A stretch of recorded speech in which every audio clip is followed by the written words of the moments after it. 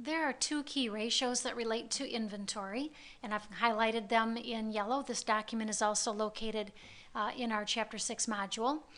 Inventory turnover and also number of days in inventory. To think about inventory turnover, I always picture a store that's being stocked up to the rafters with merchandise, and then you sell it all out. And then you stock it all up again and you sell it all out. How many times a year can you go through the stocking up, selling out cycle? And in the example that I've given down below here, to do the calculation, you take the cost of goods sold for the year, this is all in dollars, and divide by the average dollar amount of inventory that you've got on hand. So in this situation, to come up with the average, we've taken the beginning of the year inventory and the end of the year inventory and added them up and divided by 2 to come up with an average. Now the result here gives us how many times per year you can be stocking up and selling out the store.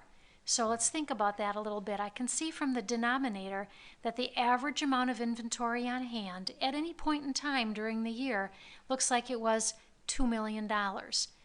So if I stocked up the store $2 million worth and then sold it all out, bought another $2 million and sold it all out, I could do that 4 times during the year and I would have sold $8 million worth of inventory. So this ratio again is always going to be expressed as how many times per year you can move all the goods. And companies like to move their goods as many times a year as possible. They like to get it in and sell it out. So kind of the higher the better for this number. Now another way that you can grasp the meaning of this is to look at the next ratio, which is the number of days in the inventory. And all this ratio does is it takes the inventory turnover and converts that into how many days on average is the inventory sitting on hand before it's sold. So you take the number of times that your turnover is and you divide that into the number of days in a year.